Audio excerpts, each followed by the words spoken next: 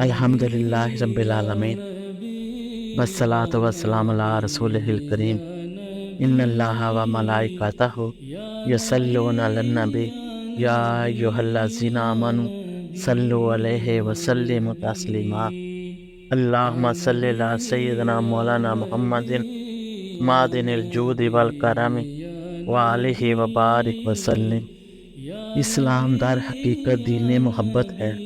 اللہ تبارک و تعالیٰ کی صفات بے شمار اور لامحدود ہے، جن کا احاطہ نہیں کیا جا سکتا اور نہ ہی شمار، لیکن قرآن مجید میں اس نے اپنی جس صفات کو اپنی ذات، توحید، الوہیت اور ربوبیت کے تعارف کے ساتھ خصوصیت سے منتخب کیا، وہ اس کی صفت رحمت ہے، جس کے پس پردہ بھی در حقیقت محبت ہی کا جذبہ کار فرما ہے، کیونکہ رحمتوں کا نزول بھی وہی ہوتا ہے جہاں محبت ہوتی ہے۔ اسی طرح حق حضور صلی اللہ علیہ وآلہ وسلم کی ذات اقدس اور آپ صلی اللہ علیہ وآلہ وسلم کی نبوت اور رسالت میں ہر حوالہ سے نہ صرف انسانوں بلکہ جملہ مخلوقات سے محبت کا جذبہ غالب و برتر نظر آتا ہے۔ قرآن مجید ہو یا آپ صلی اللہ علیہ وآلہ وسلم کے فرامین و اعمال، ہر جگہ محبت، شفقت اور رحمت کے حسین مناظر بکثرت و نمایاں نظر آتے ہیں۔ یہی صورتحال دین اسلام کی ہے۔ اللہ تبارک و تعالیٰ نے دین اسلام کی جملہ تعلیمات میں رحمت، محبت، شفقت، نرمی، لطف و کرم، عفو و درگزر کو بنیادی اہمیت دی ہے۔ دین اسلام کی جملہ تعلیمات بالواسطہ یا بلا واسطہ محبت ہی کے تصور پر قائم ہیں۔ دین اسلام کے دین محبت ہونے کی اس سے بڑی دلیل اور کیا ہو سکتی ہے کہ قرآنی تعلیمات کے ساتھ ساتھ آقا حضور صلی اللہ علیہ وآلہ وسلم کی سیرت، قول و عمل اور تعلیم و تربیت کا سارا خلاصہ ہی بنی نوع انسان اور ساری مخلوق سے محبت و شفقت ہے۔ اللہ تعالیٰ نے قرآن مجید میں اپنی مختلف صفات کا تذکرہ فرمایا تو وہاں سر فہرست ان صفات ہی کو بیان فرمایا جن کی بنیاد جذبہ محبت پر قائم ہے۔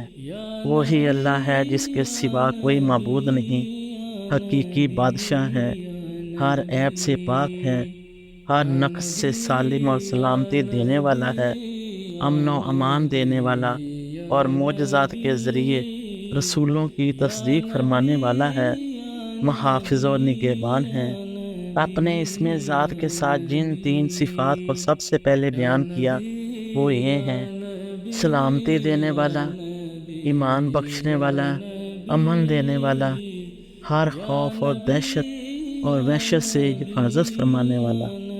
جب ہم اپنے ذہنوں میں اللہ رب العزت کی ان صفات کا تصور قائم کرتے ہیں تو اس کی جمیع صفات میں سے امن و سلامتی دینے والی، حفاظت کرنے والی اور شفقت و رحمت عطا کرنے والی صفات کا تصور بھی غالب اور نمایاں نظر آتا ہے، اس لیے کہ ان صفات کی بنیاد ہی محبت پر قائم ہے۔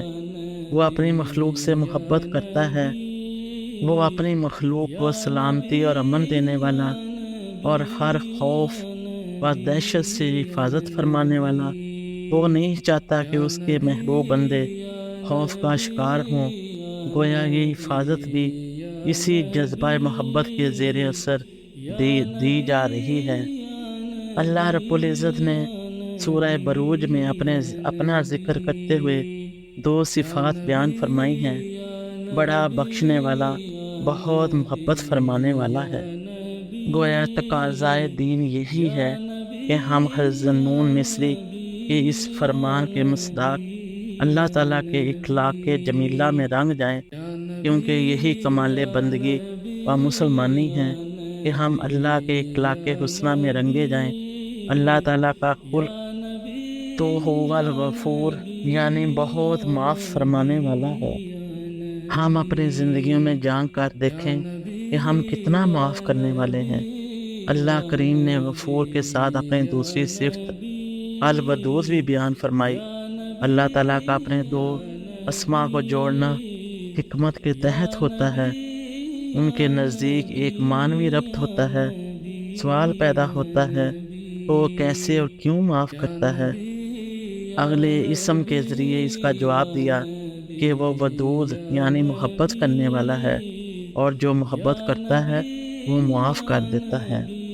اللہ تبارک و تعالی امت مسلمہ کو اسلام کے حقیقی تعلیمات کما حقہ سمجھ کر ان پر عمل پیرا ہونے کی توفیق عطا فرمائے، آمین، بجاہ سید المرسلین صلی اللہ علیہ وآلہ وسلم۔